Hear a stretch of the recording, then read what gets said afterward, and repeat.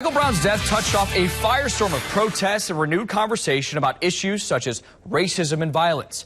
2 News anchor Russ McCaskey spent most of the week in Ferguson documenting the feelings and emotions, the actions and reactions.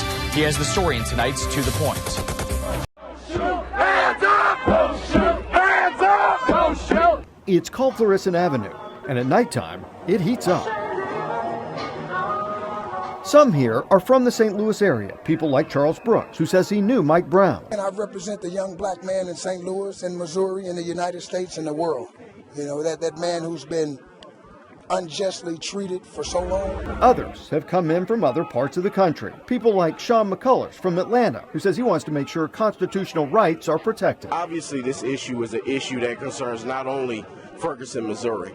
This issue is representative of the frustrations that African-American youth face across the country, and not even just our youth, African-Americans, period. A little after 11 o'clock at night here in Ferguson, and there's a couple hundred people on the streets. So far, it's been relatively calm. There's been a few incidents where it has seemed like tensions could really flare up, but right now, things are okay. But that soon changed. Around midnight, we're told someone stole a cell phone and took off running. That created chaos on the streets. Police flew into action. Move! Everyone move! Everyone move! Get the light out of my eyes! Get the light out of my eyes! Water bottles were thrown at officers. Pepper spray was unleashed. Eventually, police took control and calmed things down. No justice! No peace! No justice! No peace! In the daytime in Ferguson, Missouri, the summer heat may slow the protesters, but they're just as passionate about being there. Hands up! No shoot! No justice! No peace! Well, I'm not hurt today. I stay in this community, and I want justice for Mike Brown, and I want my community back. The protesters here are watching the grand jury investigation that's now underway, but some admit the outcome could ignite an even bigger firestorm. Just pray that they get to come to the right decision, because if not, this city goes to change forever. Instead of tear gas, on some days the sweet smell of barbecue fills the air over Ferguson. Reds was damaged and looted in the chaos, but the "we'll be back" promise is now a reality. Just get things back to normal. I think that's good to uplift the spirits of the neighborhood. A couple blocks away from where the main protest is going on, this is where it all began. The shooting happened here. Now a makeshift memorial fills the center of the road. People who live nearby say it's a reminder every day of what happened. It's something they're still trying to come to terms with.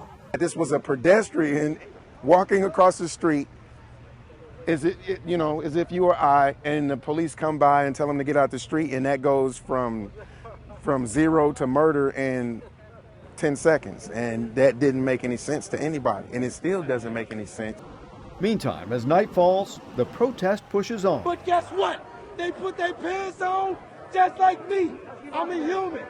On this night, rain may have reduced the numbers, but there's something different. This time, there's organization. No justice, no peace. No racism, no lease. All we're doing tonight is trying to keep the peace, make sure things stay in a peaceful manner. Clergy and community leaders, calling themselves the peacekeepers, are doing what police have failed to do for the last week and a half: turn the chaos into order. We are one.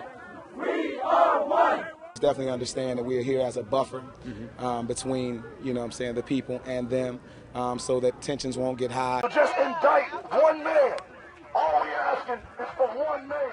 In this electric environment, most police officers are friendly. Other than that, you have to keep walking out here. But there are a few officers constantly giving orders, creating more tension. Off the line! Yeah! Get off the line! In contrast, the clergy and community leaders are acting as a go-between, keeping the crowd calm.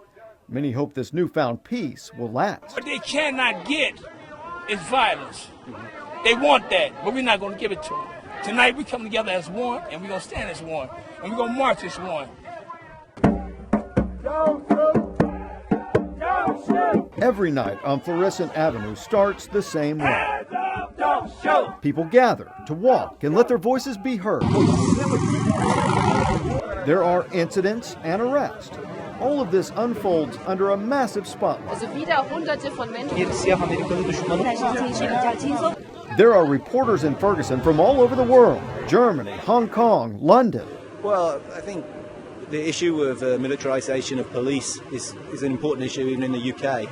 And obviously this particular issue with the mix of possible racism and other issues do affect us in the UK. And obviously this is a tragic thing, but by the time it's got the National Guard here, that's like an international story. The reporters from foreign countries tell us that the struggles that we have here in America aren't all that different from the struggles that they've had in their own countries. They say that's what makes this story interesting. Ahmed Yavas is a TV reporter from Turkey. Because, you know, maybe 1 year before there was another protest or in the Turkey Gezi Park protest. It is maybe make some connections with this protest. So as the drumbeat continues on Florissant Avenue, amid a sometimes uncomfortable conversation about racism and violence, what happens here is being seen literally across the globe. That was 2 News anchor Russ McCaskey reporting from Ferguson. Russ, thank you very much for going and for that report.